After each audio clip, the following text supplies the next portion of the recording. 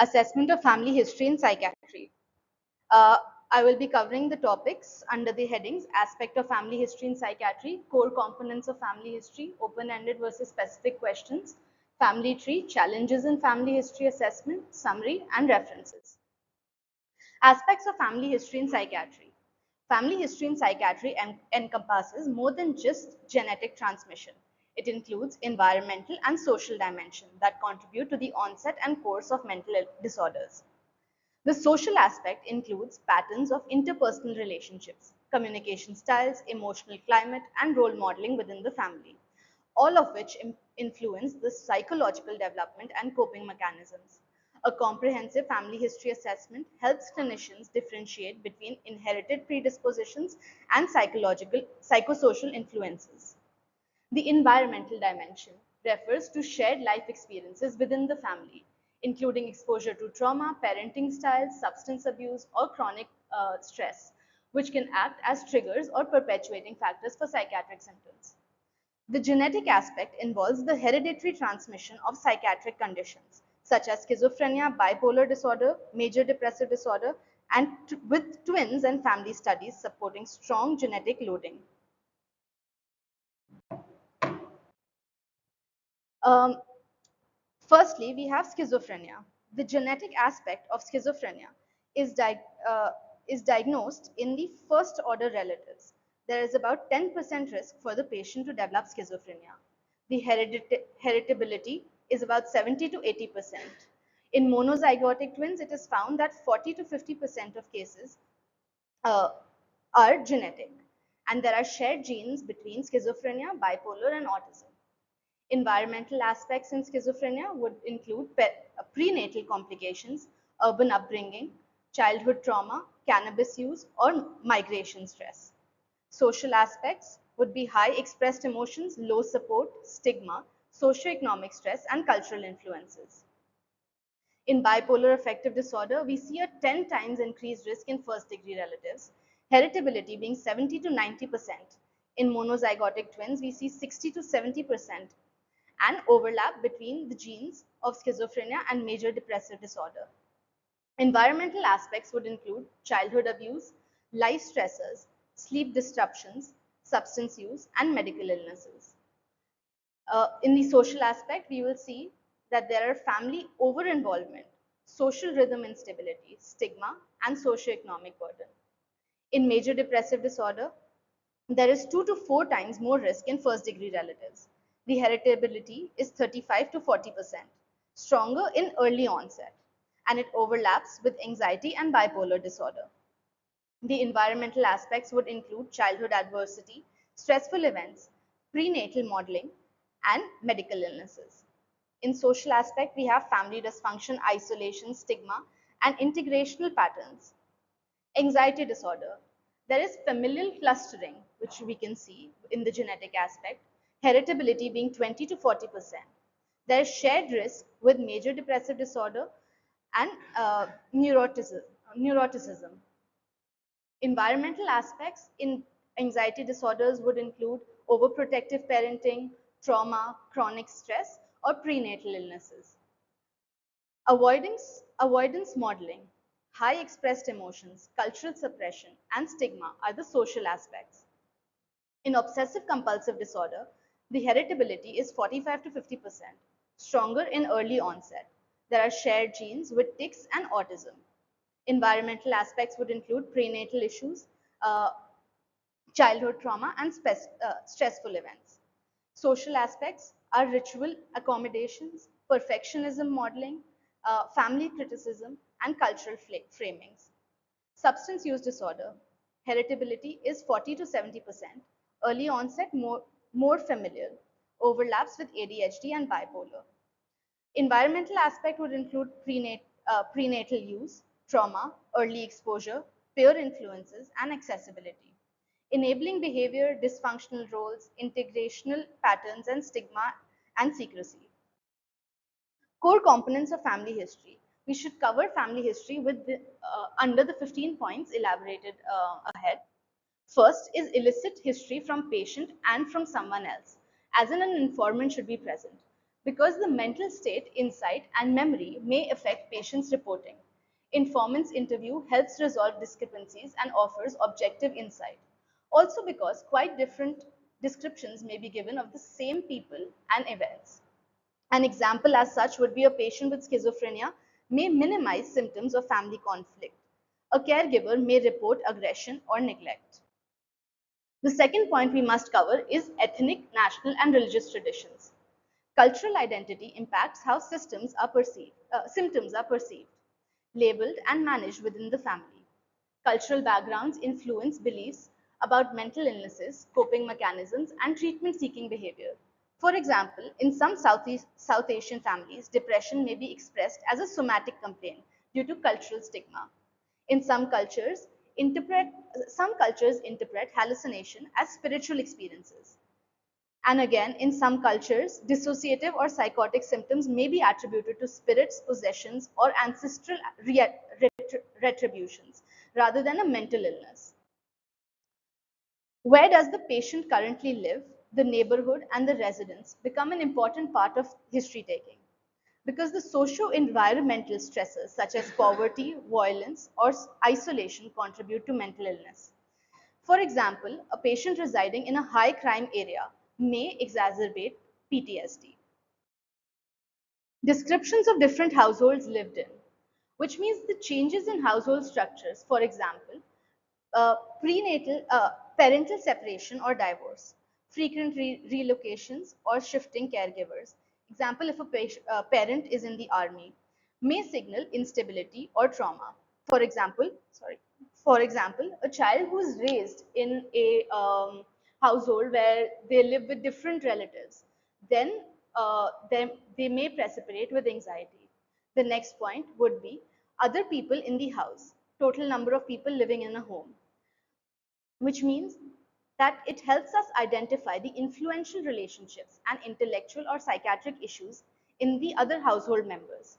For example, a sibling with high IQ and stable employment versus one with substance use and legal troubles may highlight role modeling or stressors. Then if we must see if the home is crowded. The total number of rooms, sanitation, and lighting must be inquired about. Overcrowding affects privacy, sleep, hygiene, and stress level. For example, a child sharing a small space with several adults may have concentration or emotional issues. Source of family income and difficulties in obtaining it. The head of family and their occupation and income must be inquired about. Financial instability contributes to family stress, conflicts, and worsen psychiatric outcomes. For example, unemployment leading to alcohol misuse and domestic abuse. Then we must ask, will the patient lose their job or apartment by remaining in the hospital? Eval to evaluate, this evaluates the consequences of hospitalization and helps in planning least restrictive care. For example, a working mother with no job protection may avoid necessary inpatient treatment. Who is caring for the patient's children? We must ensure child safety during parents' illness or treatment. For example, a manic patient's hospitalization for several weeks while young children are left unsupervised at home, or leaving a young child with an unstable relative may raise safeguarding concerns. Public assistance and attitude about the same. There are stigmas about receiving aid. Receiving aid may prevent families from accessing essential resources. For example, a family refuses psychiatric social worker involvement, fearing judgment or shame. Present relationship with family members. We must inquire about the interpersonal relationship, the primary caregiver of the patient, the secondary caregiver of the patient. The ongoing dynamics, supportive, cordial versus conflictual, affect stress, relapse risk, and treatment compliance. For example, a patient estranged from parents may experience poor emotional support during depressive episodes. Privacy of family members. Lack of privacy can increase interpersonal conflict and reduce autonomy. For example, an adolescent without privacy may develop conduct issues or oppositional behavior. The role of illness in the family, wherein we must inquire about the attitude towards patient and the illness of the other family members. How the family reacts to or accommodates illness reveals attitude, burden, and resilience. For example, a family that accommodates obsessive compulsive rituals may inadvertently reinforce the pathology. Family history of mental illness. Assess genetic and environmental predisposition for psychiatric disorder. For example, family history of bipolar disorder increases risk of first-degree relatives. What questions we must ask while interviewing the patient. So there are two types of questions that we will pose to the patient or the informant. One would be an open-ended question and one would be a specific question. The open-ended question encourages spontaneous narrative responses that reveal unanticipated issues or themes, versus a specific question would confirm or clarify the presence or absence of specific psychiatric disorders or family patterns. The nature of an open-ended question should be broad, exploratory, and patient-centered, versus a specific question would be focused, closed-ended, and clinician-directed. Open-ended questions are used at the beginning of family history taking to build rapport and get a general overview, versus a specific question would be used after open-ended questions to delve deeper into particular diagnosis or suspected conditions. The advantage of an open-ended question would be that it reveals rich contextual information, captures emotional tone and meaning, encourages rapport formation. A specific question would be efficient, precise, ensure important diagnoses are not missed, and supports diagnostic clarity. The limitation of open-ended questions are that it may be time-consuming, the risk of irrelevant details or avoidance may be present. Specific questions may miss subtleties if overrelied on, can seem intrusive or overly clinical. So what are the examples in family history that we can use as such in these type of questions? An open-ended question could be, can you tell me about your family? What kind of health or emotional problems have people dealt with? Another one would be, has anyone in your family ever struggled with their mood, thought, or behavior? What is it like growing up in your household? Any major stressors or changes?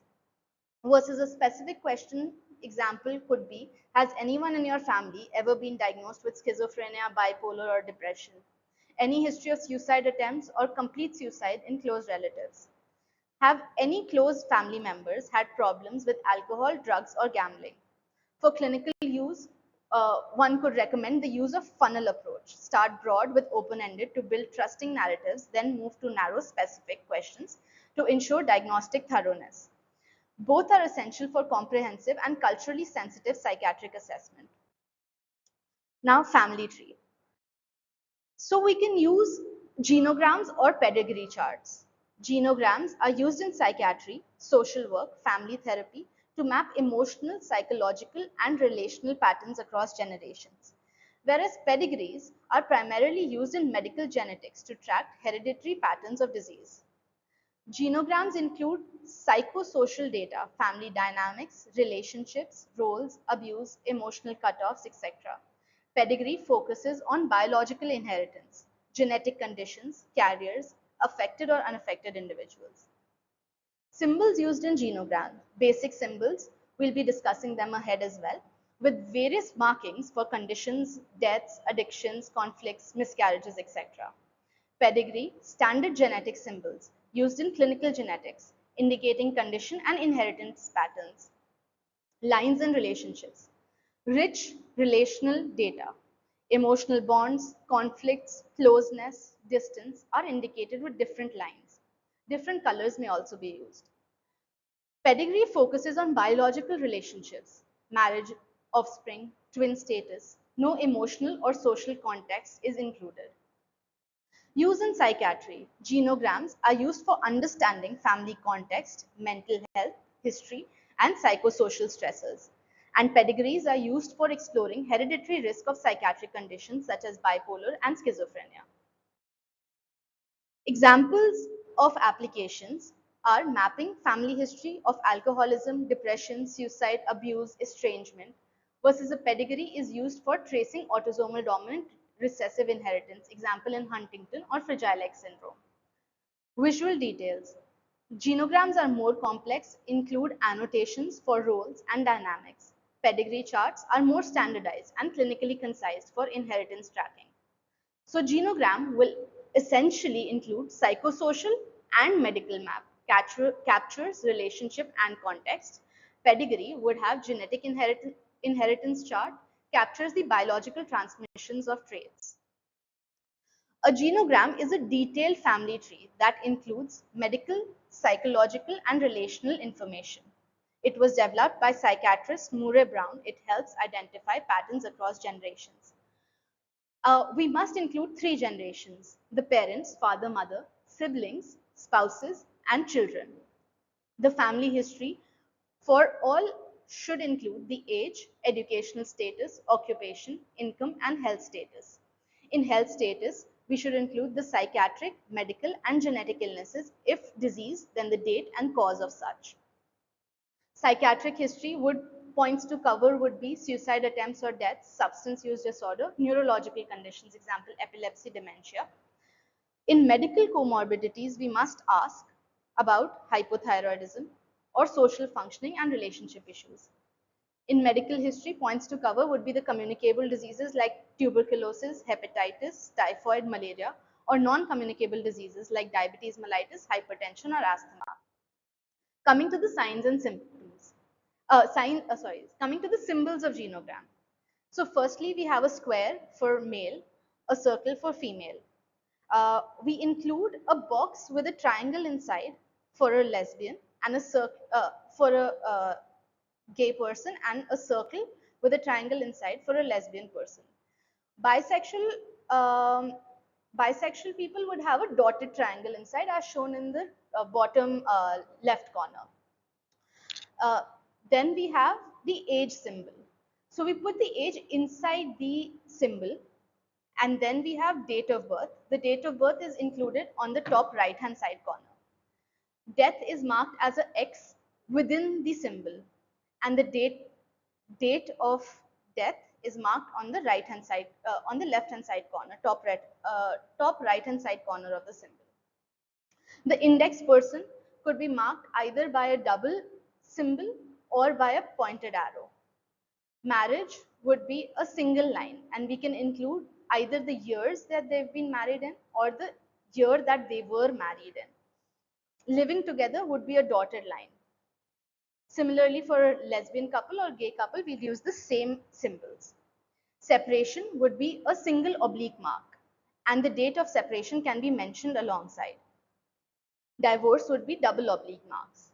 If the if the if they reconcile, then we have a slash mark over the double oblique mark. If a person has a relationship to a professional or an institution, then we mark it with a pentagon or a triangle. Now coming to the next part, wherein a biological child would be a solid vertical line. A foster child would be a dotted vertical line. The age, birth age would be mentioned on the top left corner.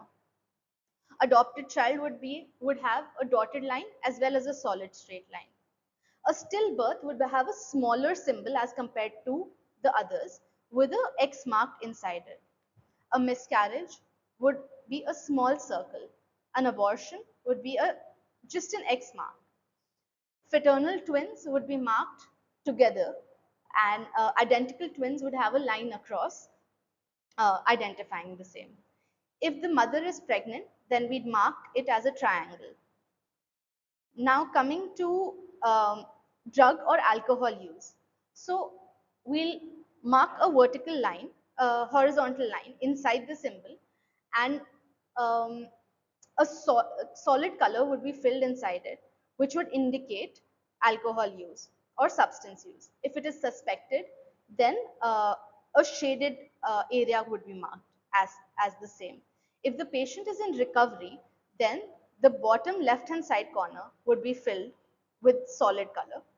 If there are serious mental or physical problems, then a vertical line with the left hand side marked with a solid color.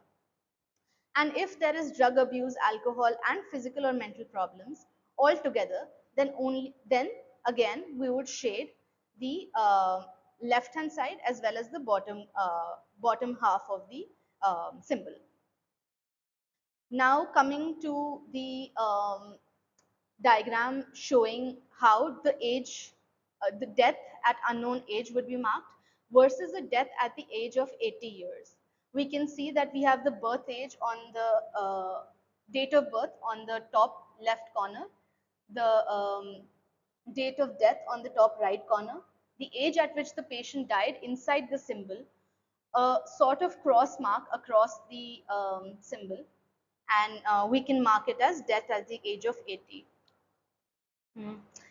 Transgender, male to female, would be a circle with a square inside, and transgender, female to male, would be a circle inside a square.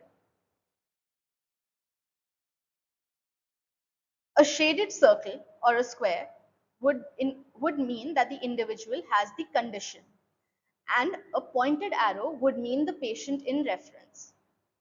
A circle or square with a dot inside would mean the carrier of a condition. Relationship lines are solid. A solid line would mean a positive relationship. Then we have a line of descent, which we earlier discussed. And then there is the sibling line, which is also a horizontal line. Coming to the other relationship lines. Now here, not just the type of line, but also the color would matter. A solid black line would mean marriage. A red line with a slash would mean separation. Legal separation would be an oblique mark. Divorce with the red line would be oblique marks. Uh, engagement would be dotted lines. Engagement with cohabitation would have a pentagon in between. Engagement and then separation would be a slash mark, and nullity would be 3 oblique marks. Symbols denoting interaction patterns between two people. So positive interaction would be a solid black line. A hostile interaction would be such a pointed sort of a symbol. A distant relationship would be marked by straight dotted lines. A close relationship would be marked by a double line. This is also the symbol which we use for consanguineous marriage, so in the context must be mentioned above. A close hostile relationship would be the next symbol. Then we have focused on, which means that the first person would be focused on the second one. A fused relationship would be 3 solid lines. Then a hostile relationship would be the wavy lines. A hostile relationship directed from the first person to the second would have an arrow in front of it. A fused hostile relationship would be 3 lines with the wavy line in between. Cutoff would have 2 straight lines in between the horizontal line. And abuse would be a solid triangle versus hostile would be just a plain triangle. Coming to an example, we have a patient in our ward currently who is a 45-year-old female.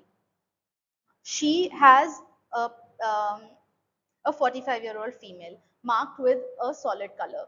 Uh, she has a set of parents where her father died 11 years ago with a heart attack. He had no formal education and was farmer by occupation. The age of her parents she does not remember, nor does the husband remember the same. There's no formal education with the mother, and the mother is currently a housewife living with her brother. She is third in birth order out of 5 kids. The first, um, the first sibling would be a 55-year-old female who is educated till 6th standard, is a housewife. She got married to a 60-year-old male 35 years ago who had studied till 12th standard and is a primary school teacher. They have 2 children. The first one, being 30 years old, has no formal education and is a housewife by occupation. She got married to a 33-year-old male who is a taxi driver and is educated till 12th standard. Their other kid is 28 years old. The informant or nor the patient remember if the 28-year-old child is married or not, and they don't even know if the other one has children as well. So that has not been included in the in the genogram. The 28-year-old male is a salesman, and he's educated till 12th standard. Her next sibling was a 50-year-old female. She got married to a 53-year-old male 33 years ago. They had three sons, the first one being 32, the second being 30, and the youngest one being 29 years old. Then this patient in question got married for the first time in 1997 to a man who died by a heart attack 30 years ago. Uh, she, sorry, she was married 30 years ago to this man. He died of a heart attack. Uh, so we can see that the symbol X in between is of a widow, and that is how the X's come in between. The death symbol X is inside the square for the husband who died. They had two children, the eldest one being a 26-year-old male. He is educated till 10th standard and currently works in a printing press. Her other child is an 18-year-old female who is a student currently studying computer science. Then coming to the patient's next husband, she got married in 2008 and her husband left her in 2020. Thus, we have one single oblique line marked in red. They had two children, the first one being a 15-year-old male. He is studying in 10th standard currently. The second one being a female who died at the age of 1.5 years due to respiratory tract infection.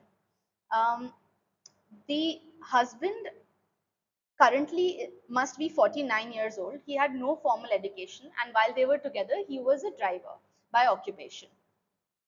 2 years ago, she got remarried to a 30-year-old male who is educated till 12th standard and is currently a sanitation worker. Her next sibling is a 40-year-old male. He is currently not married. He was educated till 8th standard and works in his father's farmland. The last sibling is a 35-year-old male, educated till 6th standard, driver by occupation. He got married to a 28-year-old female who is not formally educated and is housewife by occupation, and they don't have any children. Now, the points that we must cover while taking the history of such patients are the informant, self and husband, the religious traditions. They follow the Hindu religion. They live in a nuclear family of two, the head of the family being the husband. Housing, they currently reside in Subharti University campus, Meerut, in a one-room apartment with adequate space, sanitation, and lighting. The house is rented. The source of income is combined between the husband and the patient. There are interpersonal relationship issues at present between the husband and the patient. The primary caregiver for the patient is the husband. The attitude towards illness is that the husband believes it to be a psychiatric illness that needs treatment. Attitude towards the patient is supportive, and there is no stigma belief of scientific faith or healing or exorcism. No known family history of mental illness. Now coming to the challenges of family history assessment. Firstly, recall bias. Then we have stigma. Patients may not disclose the details of other family members. Lack of information on estranged or deceased relatives. And misdiagnosis in previous generations. So we must use collateral information wherever possible, example from the caregivers.